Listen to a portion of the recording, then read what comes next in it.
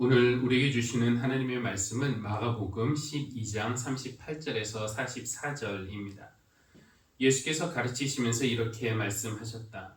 율법학자들을 조심하여라. 그들은 예복을 입고 다니기를 좋아하고 장터에서 인사받기를 좋아하고 회당에서는 높은 자리에 앉기를 좋아하고 잔치에서는 윗자리에 앉기를 좋아한다. 그들은 과부들의 가산을 삼키고 남에게 보이려고 길게 기도한다. 이런 사람들이야말로 더 엄한 심판을 받을 것이다. 예수께서 헌금함 맞은쪽에 앉아서 무리가 어떻게 헌금함에 돈을 넣는가를 보고 계셨다. 많이 넣는 부자가 여럿 있었다. 그런데 가난한 과부 한 사람은 와서 랩돈 2입, 곧 한 고드란트를 넣었다. 예수께서 제자들을 곁에 불러놓고서 그들에게 말씀하셨다. 내가 진정으로 너에게 말한다. 헌금함에 돈을 넣은 사람들 가운데 이 가난한 과부가 어느 누구보다도 더 많이 넣었다. 모두 다 넉넉한 데서 얼마씩을 떼어 넣었지만 이 과부는 가난한 가운데서 가진 것 모두 곧 자기 생활비 전부를 털어 넣었다. 아멘. 우리를 흔드는 세상 풍파와 유혹 속에서도 신실하게 하나님을 붙들고 살려고 노력하는 여러분에게 하나님이 주시는 은혜와 평강이 가득하기를 기원합니다. 꽤 길었던 거리두기 4단계가 끝나고 오늘 오랜만에 평소보다 많은 교우들이 이렇게 모여서 예배할 수 있는 상황이 된 것 감사하고요. 방역수칙이 이제 완화되면서 교회에서 할 수 있는 활동들도 더 많아져서 기쁜 것도 있고요. 또 확진자나 중증 환자가 다시 늘어서 열렸던 문이 닫히지 않을까 조심스럽고 불안한 마음도 있습니다. 아무쪼록 신앙의 불씨를 잘 유지하고 있는 우리에게 이제부터는 성령의 바람이 불어와서 하나님을 향한 우리의 마음과 또 신앙생활의 기쁨이 다시 한번 활활 타오르는 그런 일들이 우리에게 있기를 바랍니다. 아까 주님 한 분만으로 나는 만족해 찬양했는데요. 다른 조건들이 다 부족해도 정말 주님 한 분만으로 충분히 감사의 이유가 된다는 것을 알게 되는 그런 오늘의 예배가 되기를 바랍니다. 2021년도도 어느덧 거의 끝을 바라보고 있어요. 한 해를 여러분 돌아보실 때 언뜻 생각나는 것이 감사한 일보다는 걱정스럽고 속상하고 화나는 일들이 더 많은 그런 분들도 계실 것입니다. 남들은 다 건강한 것 같은데 나는 왜 이렇게 아픈 것일까? 다른 아이들은 다 학교 잘 다니고 적응하는 것 같은데 왜 나의 아이는 잘 못하는 것일까? 다른 가정들은 다 넉넉하고 또 편안하고 풍족해 보이는데 왜 우리는 이렇게 불안해하면서 쪼들리고 살아야 하는가? 찬송가 429장은 이럴 때일수록 받은 복을 세어보라고 우리에게 가르칩니다. 세상 모든 풍파 너를 흔들어 약한 마음 낙심하게 될 때에 내려주신 주의 복을 세어라. 주의 크신 복을 내가 알리라. 그래서 힘들고 낙심될 때에 부정적인 생각을 하기보다는 감사한 마음 유지하기 위해서 주님이 내려주신 그 복들이 무엇일까 한번 생각해 봅니다. 세상 일 힘들어도 집에 들어오면은 따뜻하게 반겨주는 가족이 있고 또 전적으로 믿어주고 지지해주는 아이들이 있고 정성으로 준비된 식사, 따뜻하게 누울 수 있는 침대, 사소한 것들이지만 이런 것이 하나님이 주신 복들이고 분명히 감사해야 할 일입니다. 그런데 다른 생각도 듭니다. 우리가 받은 복을 이렇게 셀 때 첫째 자녀, 그러면은 자녀가 없는 사람들은 감사하지 않아도 된다는 이야기일까요? 우리가 복을 세면서 둘째 건강이라고 하면 오래 건강을 잃은 사람은 어떻게 감사할 수 있겠습니까? 우리가 셋째 경제적인 여유라고 하면 가난한 사람들은 감사할 수 없을 겁니다. 물론 이런 것들도 감사의 이유가 될 수 있지만 11월은 전통적으로 교회에서는 감사의 달인데 이럴 때에 우리는 조금 더 근본적인 감사의 이유를 한번 찾아봐야 할 것입니다. 나는 상황을 초월하는, 그러니까 내 상황이 아무리 나빠져도 변하지 않는 감사의 이유를 찾을 수 있는가? 만약에 우리가 그 이유를 찾을 수만 있다면 우리는 조건과 상관없이, 상황과 관계없이 감사한 마음을 잃지 않고 살 수 있을 겁니다. 저는 오늘 마가복음에 나오는 이 과부의 헌금에서 감사의 이유를 한번 찾아보고 싶습니다. 만약에 감사의 조건으로 따지자면 가장 감사할 이유가 없는 사람이 바로 오늘 말씀에 나오는 과부일 겁니다. 물론 이 과부의 개인 신상이나 삶의 그 히스토리에 대해서는 알려진 것이 없지만, 과부라는 이유 하나만으로도, 그걸로 부족하다면 지금 그의 생활비 전부가 2렙돈 뿐이라는 것만으로도 우리는 이 여인의 처지가 어떤지 충분히 짐작할 수 있어요. 그런데 이 과부가 2렙돈 생활비 전부를 가지고 와서 성전 헌금함에 넣었습니다. 41절 보겠습니다. 예수께서 헌금함 맞은쪽에 앉아서 무리가 어떻게 헌금함에 돈을 넣는가를 보고 계셨다. 예수님도 좀 이상하죠. 우리가 다른 사람 핸드폰 안에 이렇게 들여다보지 않는 것처럼 다른 사람들이 헌금하는 모습도 잘 보려고 하지 않습니다. 왠지 안 보는 게 예의상 맞다라는 생각이 들어요. 그런데 예수님은 사람들이 헌금하는 모습을 관찰하고 계셨어요. 여기서 중요한 단어는 어떻게입니다. 예수님은 성전 헌금함 앞에서 무리가 어떻게 헌금함에 돈을 넣는가를 보고 계셨어요. 무리가 얼마나 많이 돈을 넣는가, 이것을 보신 것이 아니라 어떻게, 즉 어떤 마음과 자세로 헌금하는가를 보셨다는 뜻이겠죠. 뭐 사람들이 기쁘게 헌금하는가, 아니면 아까워하면서 슬퍼하면서 헌금하는가, 뭐 이런 것들을 보셨다는 겁니다.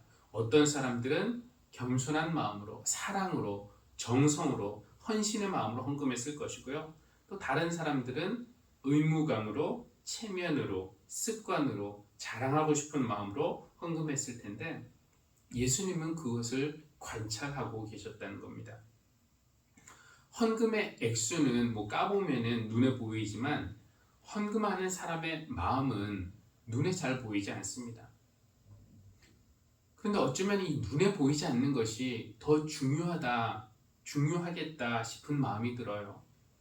예를 들어서 한 회사의 실적, 매출, 이것은 보고서에 나타나 있어서 그것을 눈으로 확인할 수가 있습니다. 그러나 회사원들의 사기, 회사에 대한 사랑과 신뢰, 이런 것은 보고서 수치에서 확인할 수가 없어요. 여러분, 교회도 마찬가지 아닙니까? 출석부를 보면은 누가 출석을 얼마나 잘했는지 눈에 보입니다. 그러나 개근한 사람이 정말로 마음을 다해서 예배했는지, 영과 진리로 예배 드렸는지는 출석부를 보고는 확인할 수가 없어요.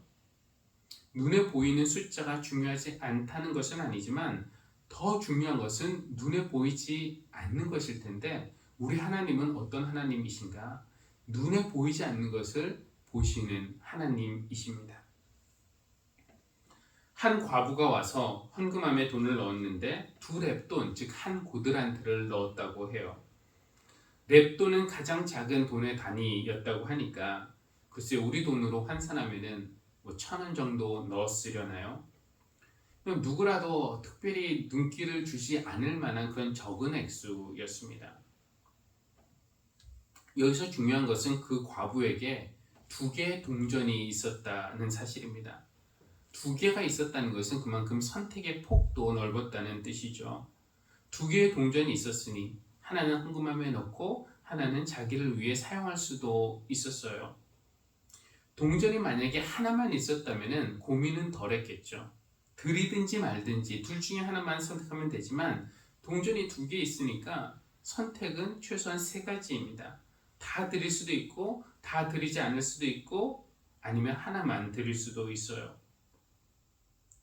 전부가 아닌 일부, 절반만 드리는 것이 아주 합리적이고 또 이성적인 그런 선택으로 보입니다. 만약에 하나만 넣었다고 하더라도 누가 그 과부를 비난할 수 있겠습니까? 저렇게 조금 넣었다고. 가진 것의 반이나 드렸으니 그래도 이 여인으로서 많이 드린 것이죠. 그러나 과부의 선택은 일부, 절반이 아니라 전부를 드리는 것이었습니다. 오늘 읽은 본문에 한 과부와 여러 부자가 같이 등장하죠. 그들을 같이 등장시키는 이유는 대조하기 위해서일 겁니다. 둘을 비교해 보면은 부자는 여럿이에요. 과부는 한 명이었습니다. 부자는 많은 액수를 넣었고 과부는 적게 넣었어요. 그러나 가장 중요한 차이점은 44절에 나와 있습니다. 부자들은 다 넉넉한 데서 얼마씩 넣었지만 이 과부는 가난한 데서 가진 것 모두 곧 생활비 전부를 털어 넣었다라는 것입니다. 여러분, 부자들이라고 해서 돈이 아깝지 않겠습니까? 남아 돌았겠습니까? 많은 어쨌든 그들은 넉넉한 가운데서 드렸습니다. 그러니까 많이 드리긴 했지만, 액수로는 많이 드리긴 했지만 그거 드렸다고 해서 내가 먹고 싶은 거 못 먹고, 내가 입고 싶은 거 못 입고, 내가 가고 싶은 곳 못 가고, 이런 것은 아니었다는 거죠. 그러나 그 과부는 자기의 전부를 드렸어요. 적게 드렸지만 다 드렸기 때문에 먹고 싶은 거 못 먹는 것이고 가지고 싶은 것 못 가지는 것입니다. 오늘 말씀의 결론을 어떻게 내면 좋을까요? 이 과부처럼 우리도 과감하게 지나치게 전부를 드려야 된다? 만약에 이런 결론을 낸다면 오늘 말씀은 우리에게 복음이기보다는 상당한 부담으로 다가올 것입니다. 저는 오늘 이 과부의 행동은 우리 주님의 십자가 사건의 전주곡이라고 생각합니다. 44절을 다시 볼까요? 이 과부는 가난한 가운데서 가진 것 모두, 곧 자기 생활비 전부를 털어넣었다. 모두 혹은 전부, 이런 단어가 저에게는 예수님을 연상하게 합니다. 오늘 읽은 본문은 이 마가복음 12장 가운데서도 맨 마지막 부분입니다. 지금 전체 내용상 예수님이 세상을 떠나실 날이 얼마 되지 남지 않았습니다. 그리고 이 땅에서의 마지막 그 주간을 보내시면서 예수님이 많은 사람들을 만나셨어요. 마가복음 12장에는 그 많은 사람들이 다 등장합니다. 바리새인들도 나오고 율법학자들도 나오고 사두개인들도 등장합니다. 그들은 유대교의 지도자들이었고요. 백성들에게 존경과 지지를 받는 사람들이었지만 예수님은 이들에 대해서 칭찬 한마디 하지 않으셨고 축복 한마디 하지 않으셨습니다. 오히려 그들의 위선을 경계하라고 하셨어요. 그러다가 12장 맨 마지막에 그들 모두와 대조되는 한 과부가 등장하는데 예수님이 그를 주목하시고 그를 칭찬하셨어요. 어쩌면은 그 과부와 당신 자신을 동일시 하셨는지도 모르겠다는 생각이 듭니다. 하나님을 잘 믿는다고 알려진 그 많은 종교 지도자들, 그리고 그들에게서 인정받지 못하지만 참으로 하나님과 하나인 예수 그리스도, 이렇게 대조되는 것처럼 경건한 척, 신실한 척, 열심인 척 다 하지만 실제로는 과부처럼 연약한 사람들에게 용서받으려면 희생제물을 가져오시오. 내가 고쳐줄 테니까 헌금 내시오. 가르쳐주는 대가로 선물 가져오시오.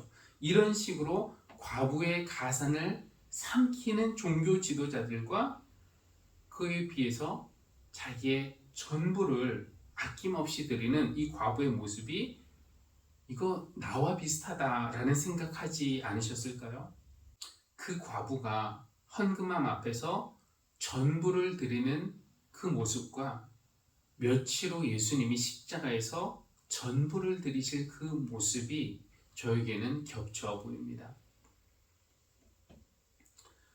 물론 그 과부의 행동 자체도 칭찬받아야 마땅하지만 우리의 시선은 이 과부 여기에서 멈추는 것이 아니라 더 넘어서 예수님에게까지 가야 합니다.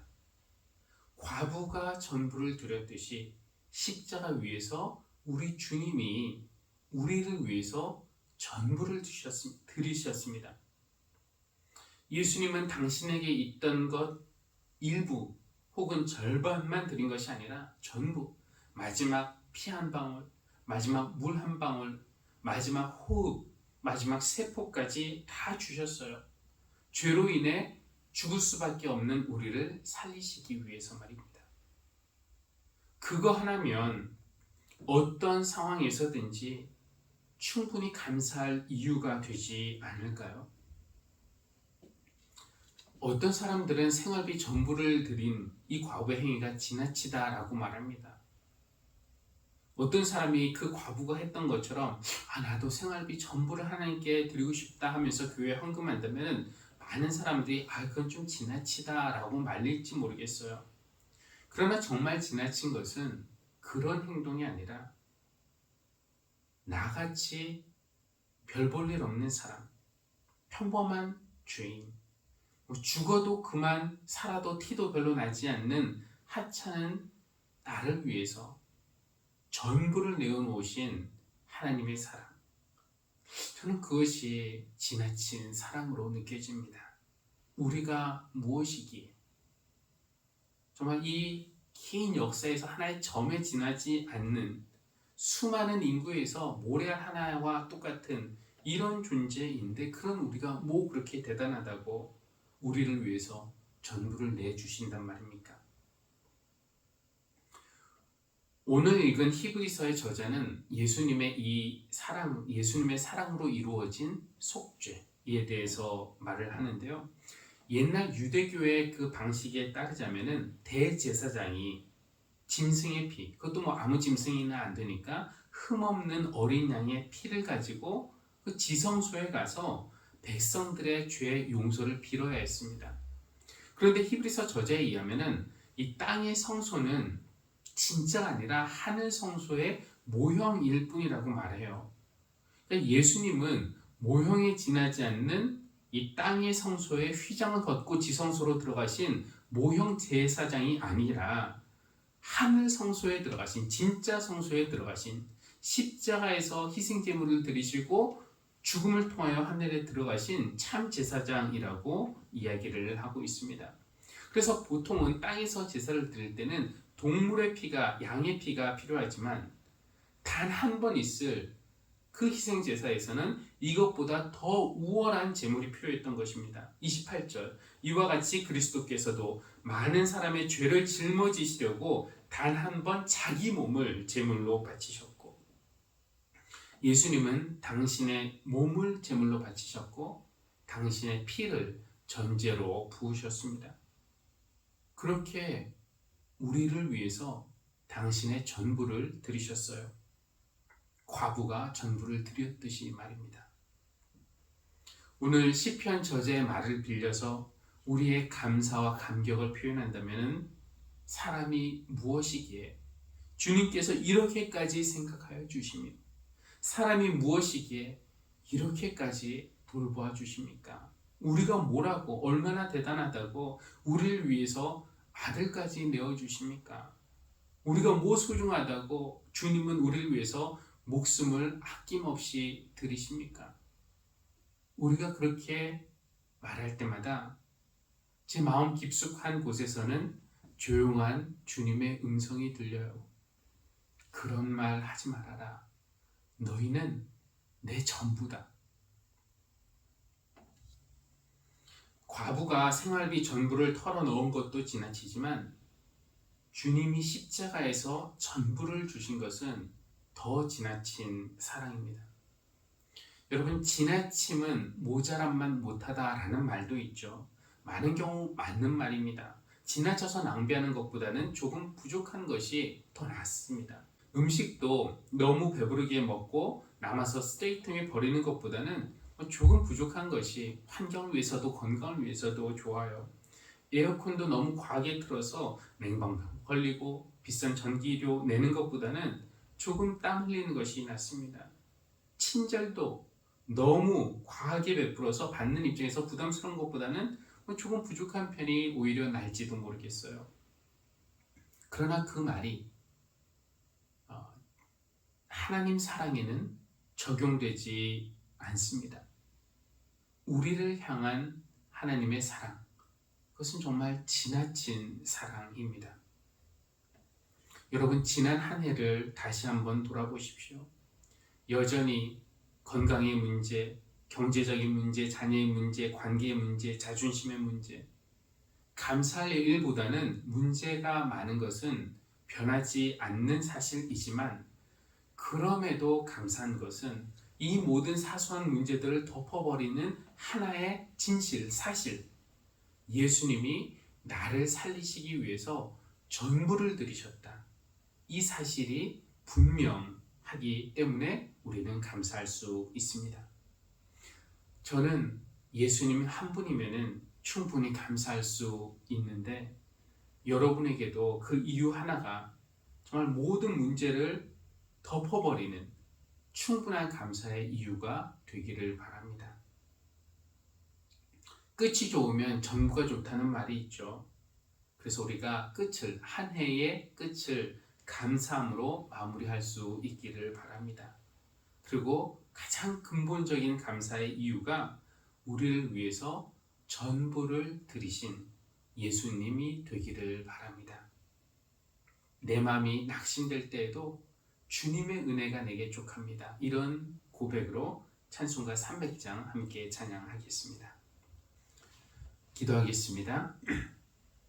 사랑과 은혜가 풍성하신 하나님, 지나간 시간 하나님의 은혜와 사랑으로 저희 각 사람, 성도님 각 가정, 그리고 우리 교회를 인도해 주심을 감사드립니다.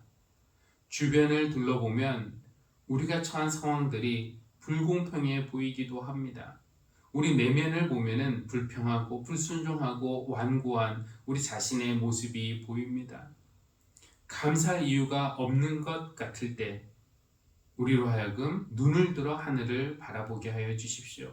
그리고 우리 죄를 대신 지시기 위해 전부를 내어주시고 하늘 성소로 들어가신 예수님을 보게 해주십시오.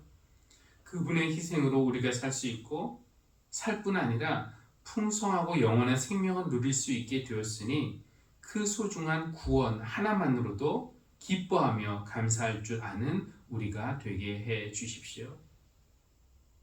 과부가 전부를 드렸듯이 그런 마음을 이 예물에 담아 하나님께 올려드리니 하나님께서 기뻐 받으시고 드린 손길마다 하나님의 넉넉한 은혜와 복을 베풀어 주시기를 기도합니다. 예수님의 이름으로 기도합니다. 아멘.